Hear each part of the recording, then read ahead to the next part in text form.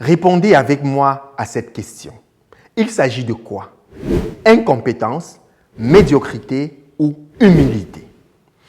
En général, on utilise notre notion d'humilité pour laisser la place aux incompétents ou encore aux médiocres.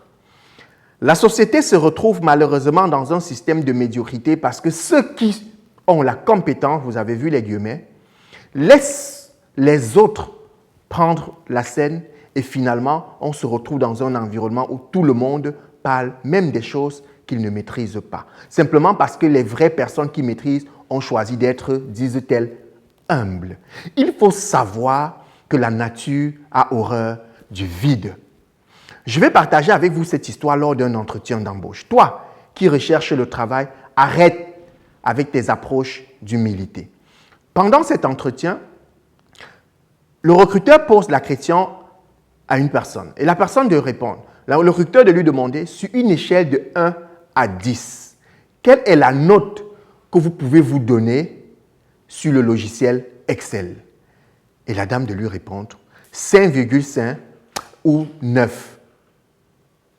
Et il y a une petite hésitation de la part du recruteur qui demande, dites-moi, on est à 9 ou à 5,5?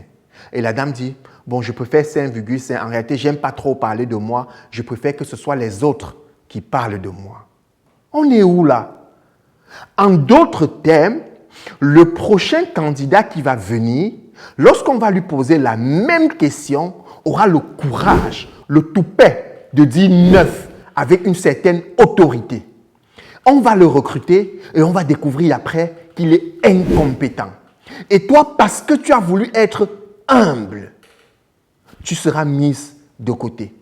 C'est pourquoi aujourd'hui, vivement, je vous invite à oublier cette notion de humilité pour mettre en avant les réelles compétences que vous avez, pour vous vendre de la meilleure des façons.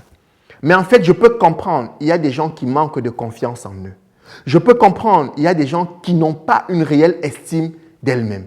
C'est pour cette raison que dans la formation Art oratoire pour leader, on a introduit un module qui parle de l'estime de soi et de la confiance en soi. Cette formation débute